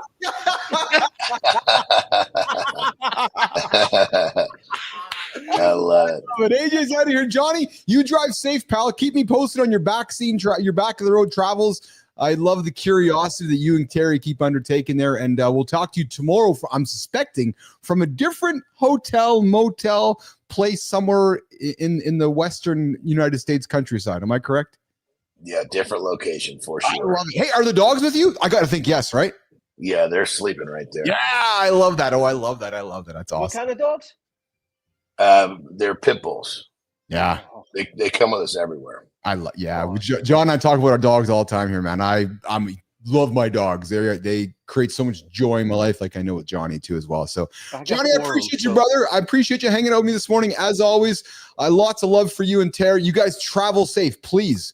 And one last thing. Holroyd gives you something, Johnny. For my beard, Holroyd says, I like the Moroccan oil. It smells nice and it keeps the skin from drying out. And you know, Johnny, I have some Moroccan oil myself upstairs. I've used it when my beard was a little thicker. I enjoyed it as well. So there's something for you as well, pal. Yeah. Okay. Yep. Right on. There you go. All right, brother. Have a good loop. I'll see you tomorrow. For sure. Be safe, okay? You got it, brother. All right. Johnny's going to get out of here.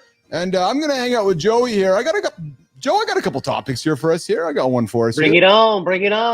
We can get into it here. Producer Jimmy, I'm going to find us something here. What do I got here? Yeah, here's something here.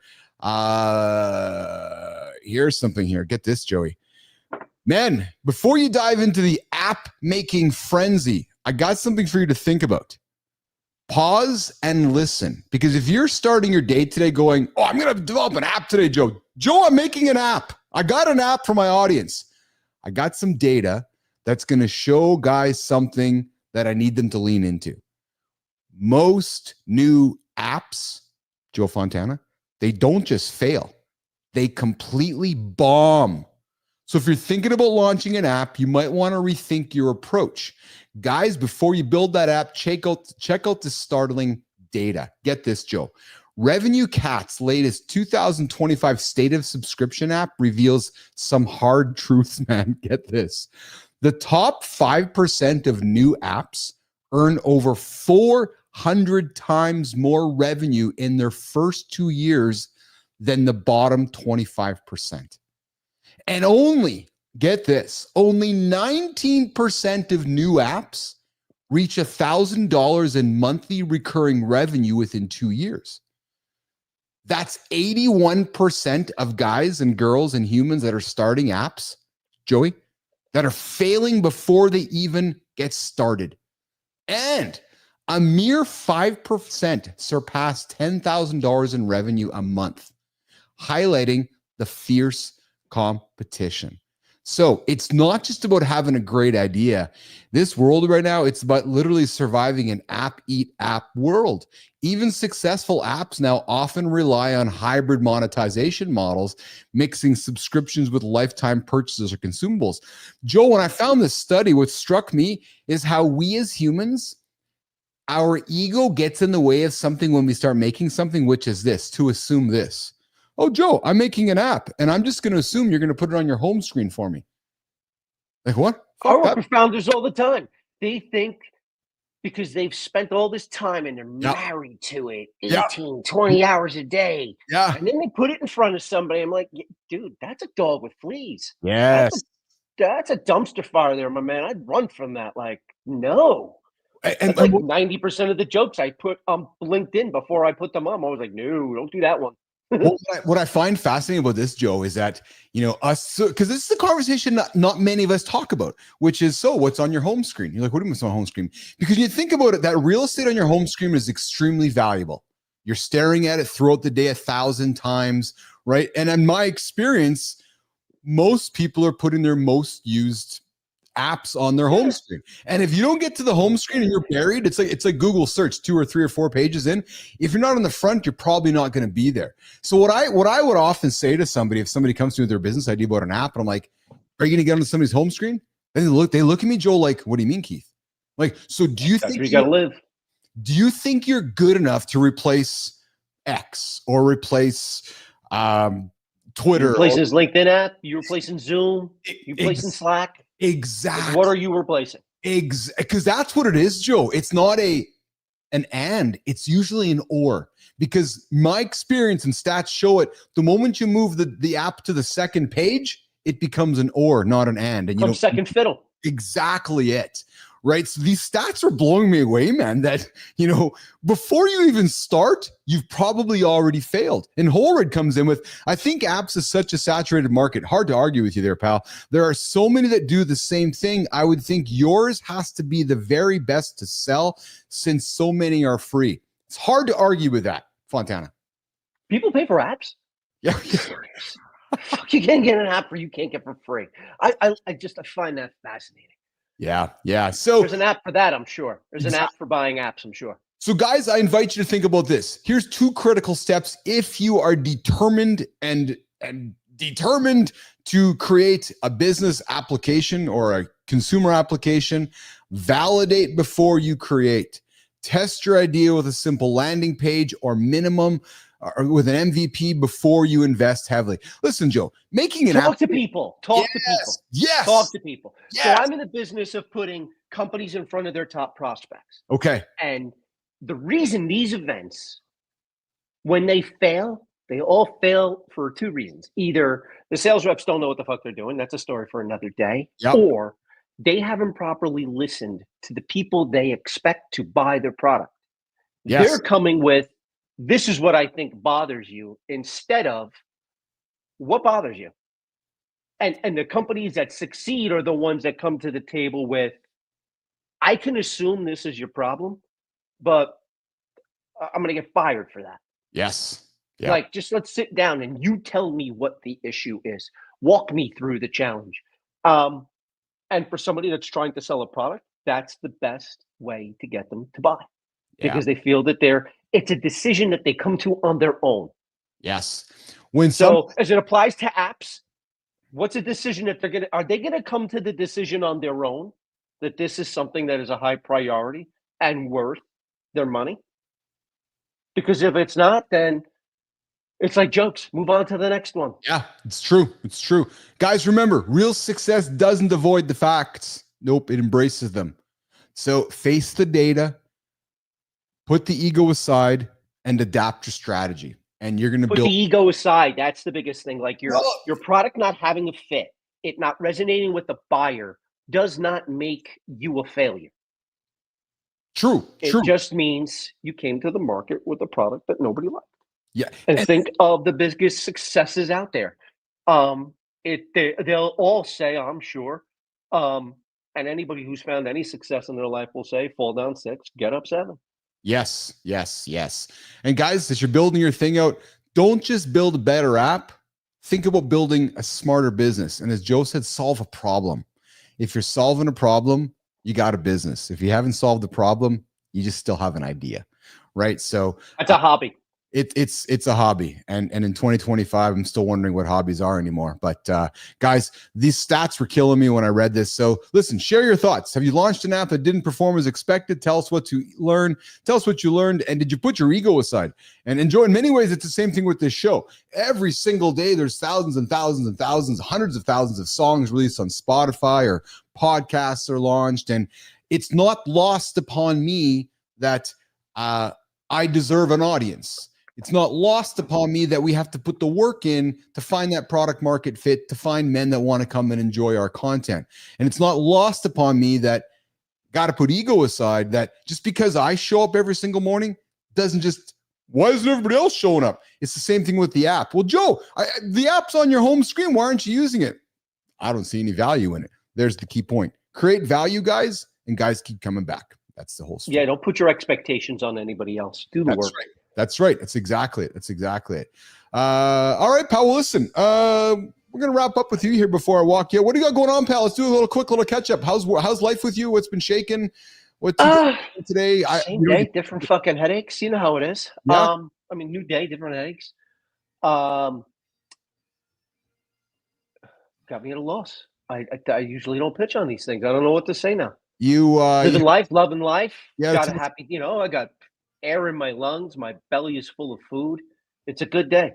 Awesome. If you take that approach, nothing's going to get you down. Had a tough day yesterday, though. So what's the plans with the podcast, pal? So like I said, once I got over being a bitch about it and focusing on the noise, I found a marketer that I've worked with before, the one who initially put this idea in my head, because it's a format that I use in my work. So I do events. They're geared towards marketers. Yeah.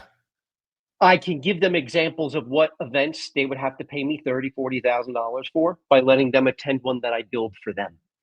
So that's where Sync or Sync came from. I used to, and I do it monthly. If you look at my content, I'm doing some dinners in San Francisco and Boston next week. Yeah. I've got a chocolate tasting tomorrow. Ooh, baby. For marketing leaders to not only talk through the things that they find challenging, but have the opportunity to see what my event would look like before they lay out a nickel doing it. Yeah. There you go. There you go. That's awesome. And then I lost my train of thought because it's hey, Joe, are you a morning coffee guy or are you a throughout the day coffee guy? Just morning. First thing. But I drink my coffee about that much. It's a little espresso. It's function only. I want to get the juices flowing.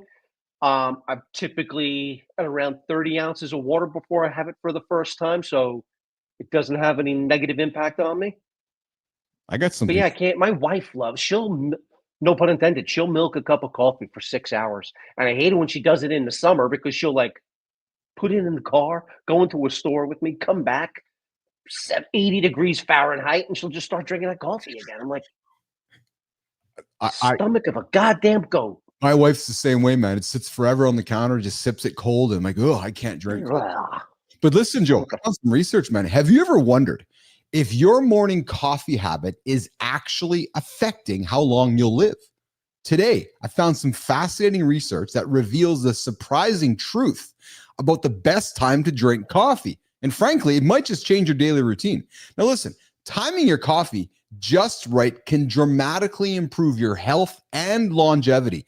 Imagine sipping your coffee not only for that morning boost, but also knowing it's actively contributing to cardiovascular health and reducing mortality risk, Fontana. Well, listen, a groundbreaking study from Tulane and Harvard, just up the road from you, pal, analyzed the coffee drinking habits of over 40,000 adults. This is not what a classroom of people here. Out of the 40,000 adults, Fontana, they found two distinct coffee drinking patterns. You and me, the morning focused type, and then our wives, the all day type. Remarkably, those who primarily consumed coffee in the morning had significantly lower risks of all-cause mortality and cardiovascular disease-related deaths compared to those who drank coffee throughout the day. Interesting. This morning-centric habit suggests and aligns better with our body's circadian rhythm, helping to maximize coffee's health benefits. So, what you might want to do is think about your daily coffee routine. Are you an early bird coffee drinker, or are you sipping late into the evening? Because shifting these coffee habits earlier will boost your health and your energy levels. Surprised by this, Joe? No, not at all. What sucks though is that I'm finally right with my wife, and she's nowhere around to hear it. Motherfucker. That's all. That's. Listen to me. I know that as you said it, I was like, I'm right. Where is she? She's usually right around the corner. Like, I don't want to start calling her name. I'm on the show, and I'm like, son of a bitch. Fucking. It's like if a tree falls in the forest. Does anybody hear it? Like, I'm right. What's your wife's name? Laura.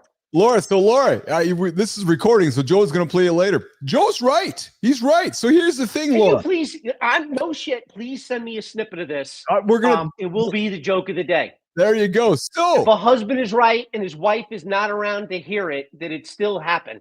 Oh, there you go, Jimmy. There's the cut for Joe's content today. We're going to get it to you, Joe. That's good. I like that. So here's the thing, right? From the top of the stairs, my wife goes, no. So here's the thing, guys. What do you do to leverage this discovery? I'm going to invite you to do this. If you're an all-day coffee drinker, you might want to aim to drink most of your coffee before noon. And if you're accustomed to drinking coffee late into the afternoon or evening, try shifting that coffee routine earlier gradually. And then, Joe, you just want to stick to those 2 to 3 cups for optimal health benefits. More isn't always better, especially later in the day, as this can disrupt your sleep and circadian rhythms. So guys, a little study here. Get that coffee in first instead of all day. It's going to help you out. And listen, embracing these simple shifts, Joe, like adjusting your coffee timing, can empower you to live a healthier, happier life. So tomorrow, when you get up and you're brewing that first cup, you know that you're making a powerful choice for your health and you're not wrecking it throughout the entire day. I thought that was fascinating. I found that. So I subscribed to a Schwarzenegger newsletter, and that one dropped into my notes. And I just got a note from my colleague Melissa, Joe, and her comment was, let's see, she says the comment was, not giving up my late night coffee. All right. So I guess Melissa will not be working for me for a long time, Joe, because according to the stats, life's going to catch up with her sooner than later. All jokes aside, Melissa. So yeah, please send me the link to the article where I'm right. That's all I heard the entire time. That's awesome. That's awesome. Right. Finally right about something. Listen, I've got to run. You got to rock and roll. I love doing this. For those of you that are doing this, for anybody doing this for the first time, sticking with it. It has an impact. It will change your life. And I don't say those words lightly. Awesome. There's no bullshit from me. Awesome.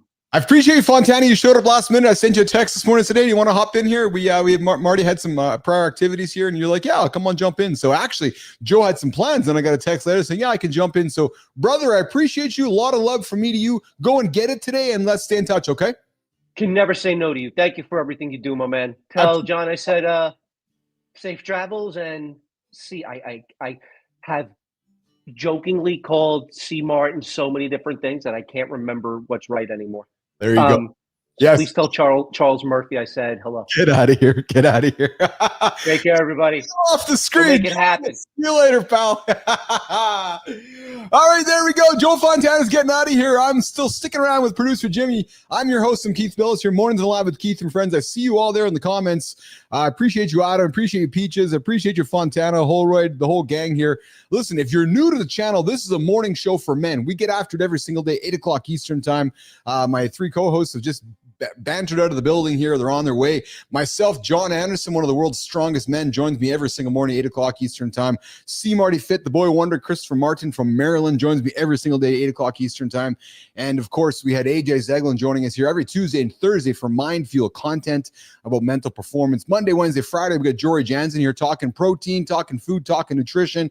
And of course, every single day for 90 to 120 minutes, we get after topics, men, that will help you get through your day. Morning news that you can use. Morning news that's going to help you with conversations. It's going to help you with content, and it's going to help you move your life forward. More importantly, it's going to help you avoid the snooze button. Yeah, you hit that snooze button, you're 9 minutes behind. Don't hit the snooze button. All right, Jimmy, so we're at a pivot point of the show here. My pivot is, do I do the community corner creator spotlight, or do I throw a couple articles here that I want to get to this today? And I think I'm going with the latter. I think I'm going to go with the latter because I like these ones. Jimmy, we're going after it. Jimmy, when AI can't tell time. Yeah, the hidden gaps in artificial intelligence.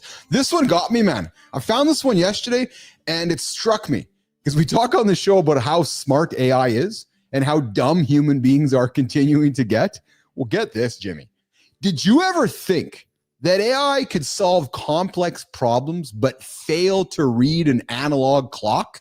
Well, listen, today we're going to explore some research that reveals that there are still significant gaps in AI's everyday skills, like telling time and interpreting calendars. So as much as we keep leaning into this tool set, getting us this done, that done, writing articles, doing research, doing all these exceptional things for us, can't still tell time. Yeah, still can't tell time. So why does this matter?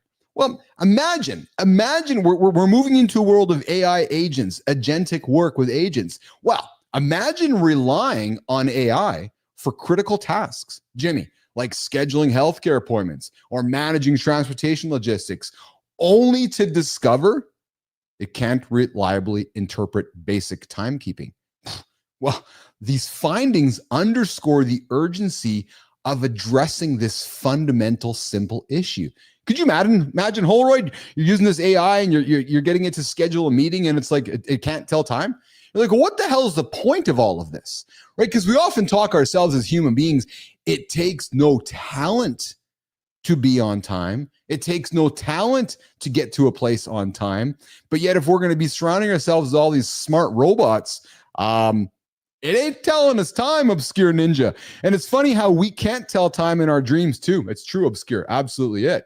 Listen, researchers at the University of Edinburgh tested state-of-the-art multi-model AIs using specialized data sets. The results, surprisingly poor performance. AI correctly interpreted the clock hand positions. So this is about looking at an analog clock. And hey, listen, we know these AI tools can now see. We put our cameras up, they can see stuff, and we can talk to images and they can dissect images. Well, they pointed the AI at an analog clock. It only got it correctly right less than 25% of the time, especially struggling with Roman numerals and stylized clocks. Now, calendar-based tasks weren't much better, with errors about 20% of the time. Now, these basic skills are ones that humans master early, highlighting a definite gap and an unexpected limitation of AI. And I find this fascinating because when we use these tools, we create these big complex documents, we create content, and we start to think these tools can do everything for us. And we start to take them for granted. And then all of a sudden, you give it a simple, basic task and it fails. You're like, oh, it's a great reminder we still have a long ways to go with some of this technology. So for developers and tech companies, 2 actionable steps stand out. And for us as well as human beings, regular civilians that are using this technology. Got to use more diverse visual training data sets so that these AI can see the clocks better.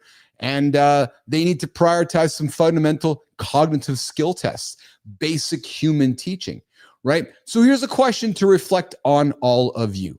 Have you ever assumed that AI was smarter or more capable than it actually was? I've been that way person, only to be surprised by its limitations. Yeah, true story. So there's one of them, right? It can't tell time accurately, so don't put all of your eggs into the basket, recognizing that AI's limits doesn't diminish its potential. It empowers us to build more effective and reliable tools. So just because it can't tell time right now, I can assure you it's going to tell time tomorrow. Let's keep exploring, let's keep questioning, and let's keep exploring and improving this experience together better. Man, I found this one was quite fascinating. Jimmy, when you hear about this, I'd be curious to know what your thoughts are. I'll get your text, and I'm asking you guys, what surprised you most about this? Did you guys think that AI could read analog clocks or could read clock? Because I did. I'll be honest with you. I'm thinking, oh yeah, I could read a clock. And I was quite surprised by this, which is why I'm sharing this conversation with all of you guys. Okay, let's go. Let's keep going here on the show here. We had that one there too. I think at this point, I've got everything. So I think what we're going to do is get to our community corner, creator spotlight. So we do got a couple other topics here, which is, we're going to leave this one for the boys. Jimmy, we got, listen, guys, there are more men than ever going under the needle. Yeah, and not for what you think. They're going under the needle for penile fillers. Yep, making the junk bigger. We're going to get to that one with John and Marty, I think tomorrow or later this week. We're going to have some fun with that one. And I also have a discussion here on inside her mind. Did a little bit of research, secret fantasies that women rarely share. So I want to bring that one up with the boys as well. We'll get to those ones later this week or into next. But the guys that are out there getting their penile injections, that is a thing. It's absolutely a thing. So we want to get to that later on in some conversation when the boys are around. Okay, so Jimmy, here's what we're going to do. We are going to get to our community corner, creator spotlight. It's that time in the show here for us to do that anyways. So here's the familiar sounds. Yep. Jimmy, I'm on the Substack right now. We're going to go Substack first this morning. Yep, there we go. All right. So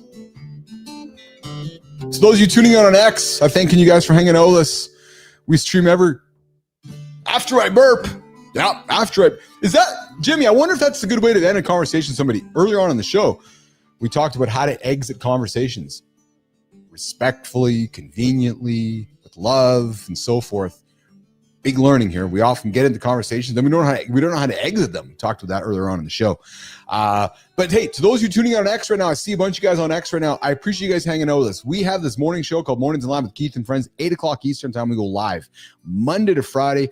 Topics that help you be accountable to yourself, help you get out of bed, help you not hit the snooze button, help you move in a direction of positivity. That's what we do here every single day at 8 o'clock Eastern time. I'm your host, I'm Keith Bilous. Jon Andersen joins me. C. Marty Fit joins me. And then we got a bunch of friends that join us along the way as well. But listen, have you ever wondered what lifting weights and brewing beer have in common? Spoiler. It's not just the sweat. And I'm not talking about the sweat in the beer. No, baby.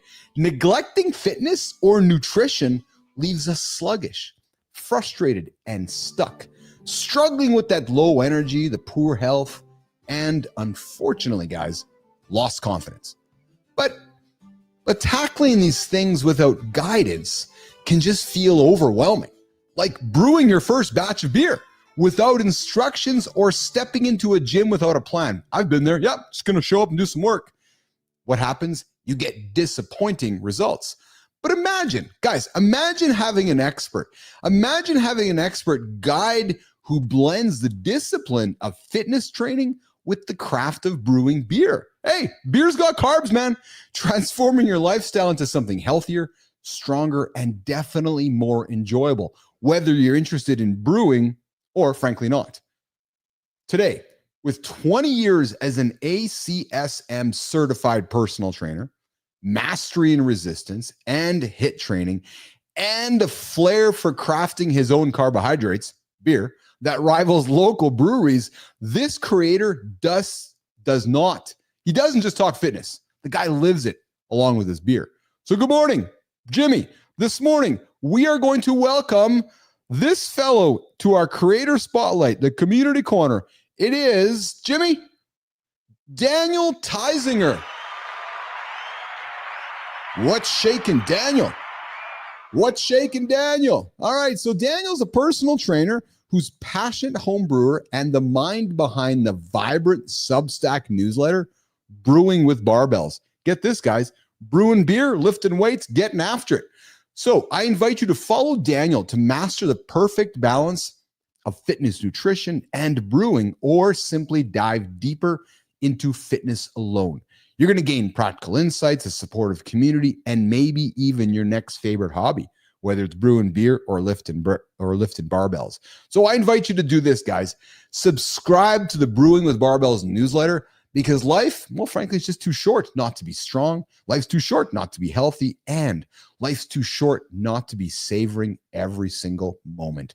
So Daniel, here's how it works, my brother. We want to have you on this show because we suspect there's somebody in your community, in your orbit, in your world that you think is doing great work and deserves a shout out. So love to have you on the show. We'd love to give you the Mornings in the Lab Creator Spotlight light to shine it on somebody else so we can pay this experience forward. Okay. All right.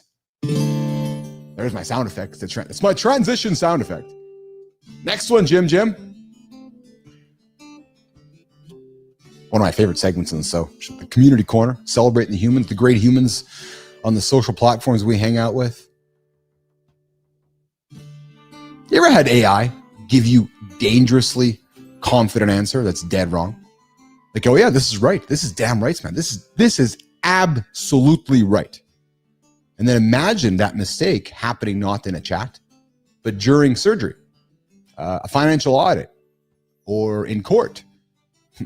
High stakes, right? Like you're like, oh my God, I can't even imagine. I'm just thinking the AI is right, but it's not. Well, listen, ignoring AI safety today means risking your health, your money, and even potentially your rights tomorrow. And this isn't theoretical, because guys, it's already happening. Trusting unverified AI could cost lives. It could ruin careers. And guys, it could shatter businesses. But what if someone was out there right now, making sure those mistakes never happen again? There's one founder, and he is not just imagining it. This guy's making it real. He calls it the immune system for AI. And his tech is already preventing over 100,000 medical errors worldwide. Yeah, you heard me. 100,000. From launching his first company at 14. Yeah, what were you doing at 14? Selling 2 businesses and now scaling a global enterprise. This guy's not playing around. He's reshaping AI governance for the world's biggest companies and underserved communities alike. The guy was born in Kenya. Love Kenya. He's built his latest powerhouse out of Nairobi, proving innovation doesn't care about borders. He's not just building tech, the guy's building trust. Ladies and gentlemen, men, I invite you to meet the extraordinary visionary CEO behind LO AI. Jimmy, we are going to celebrate today Owen Sakawa. What is shaking Owen? The CEO behind LO AI. With tools like Truth Checker detecting early stage cancer in remote regions, Jimmy, this guy's a powerhouse, man. He's turning trust into life-saving reality. And now Owen, he's on track to build Africa's first AI unicorn. Yeah, baby, redefining what is possible. Let's give the guy the rim shot for that one. Owen Sakawa. If you care about protecting your future from AI-driven disasters, you got to follow Owen. Owen's the guy. Out there in Nairobi, building a unicorn with one purpose, detecting early stage cancer in remote regions. That is a mission that I can get behind, and I know many of you can get behind. So Owen, here's how it works, my brother. Yeah, there you go. We want to have you on the show, Owen. Official invite. Join us from Nairobi, or wherever you're hanging your hat. Join us from Nairobi. We would love to meet you, and we would love for you to celebrate people in your world that you believe is moving the needle on an upcoming creator spotlight, community corner segment here on Mornings in the Lab with Keith and friends. So Owen Sakawa, I appreciate you. Appreciate the work that you're doing. You know what? I'll tell you this, man. You're doing the important work. I'm just fucking talking. I appreciate you. I respect you. And I got a love for the mission and purpose you get out of bed for. Come hang out with us, pal. Come hang out with us, make some content, and let's do what we can to get your message out there with how you are on track to build Africa's first AI unicorn. Jimmy, that's fucking awesome. Owen, we're celebrating you, man. Woo. Okay. Here's where I pause. Yep. Here's where I pause, look at the camera, and talk to the microphone. Okay, what do we do next? I'll tell you what we're doing next. We're going to work towards wrapping up the show here, guys. Look at my notes here. Let's go through it. Okay, we kicked off the show here this morning. We talked about, well, first of all, we talked about Johnny's on his road trip through rural California. We got Fontana phoning right now. Fontana didn't get the memo that I'm still in conversation right now. Fontana, so clearly Fontana is not listening to the show when he leaves. No. Clearly Fontana does not listen to the show when he leaves because I'm still on the show and he's calling me right now and he has no idea that I've just accepted it. So Joe, we'll talk after the show is over because the guy leaves the show and doesn't even fucking listen, but he's calling me right now and he has no idea because I got him on the camera right now. So Fontana, you turn the show on, I'll take your call, brother. All right, Joe, you call me back later, pal. We'll talk to you in a few. But guys, listen, we talked this morning. We talked about the perfect time to drink a coffee. We talked about why AI can't tell time. We got into some great advice from Bezos today. We talked about why you gotta control your inputs. Why you want to focus on controlling your inputs instead of the outputs, because you can't control the output. You focus on controlling the inputs, you're going to get some great outputs. And we also talked about Bezos encouraging us to keep resisting normal, keep resisting typical. Society is going to move you in a direction of embracing normal and embracing being typical. Bezos encouraged his staff at Amazon during his last chairman's letter to encourage embracing being unique, embracing not typical, because that is what the world needs, uniqueness, because more of the world is homogenous. So we talked about that this morning as well. We talked about, with AJ, we talked about how to get out of a conversation, that sinking feeling that I'm in a conversation, I'm talking to someone, but how do I get out of it? How do I gracefully exit a conversation without being awkward? We had that conversation with AJ this morning as well. And we then got into we talked about apps, guys. If you want to start a business with apps, not a good decision. And then we also talked about the history of human language, a conversation that has been 135,000 years in the making. And that was the show today, guys. That's how it all came together this morning on the Thursday edition, the Thursday loop edition of Mornings in the Lab with Keith and Friends. That's where we get after it today. All right, so I'm going to do this here. Yep, I'm going to turn some music on here. Listen, on behalf of me, I'm your host, Keith Bilous. Going to my boys' last hockey game tonight. Tomorrow's going to be an interesting day, Adam Holroyd. It's either going to be a day of we're getting after it again, or it's going to be a day of reflection. And I don't know, man. I got a lot of mixed emotions in my body today. I got anxiety, I got excitement, I got just a bunch of things I'm feeling today. So I invite you guys to come back tomorrow to hear all about it, 8 o'clock Eastern time. Myself, John, Marty will be here tomorrow. And Jory is away tomorrow, so the three of us are going to get after it tomorrow. Our topic tomorrow, guys, is, I'm going to quickly look here. I think it's about 4 daily habits. 4 daily habits for peak mental and physical performance. So if you're stuck, if you're laying around, going, I can't get going, tomorrow we get some advice on how to get some habits for peak mental and physical performance. That's the conversation tomorrow. Adam, I appreciate you, man. Planning for the win. You're right. As I told Carter, wins don't happen by accident. You got to make them happen. So just like we make this show happen every single day. Listen, I appreciate all of you guys. Thanks for tuning in. We'll get back to it tomorrow. LinkedIn, YouTube, X, 8 o'clock Eastern time. I'm your host. I'm Keith Bilous. I'm getting out of here. Walking down the stairs. Jimmy, let's go.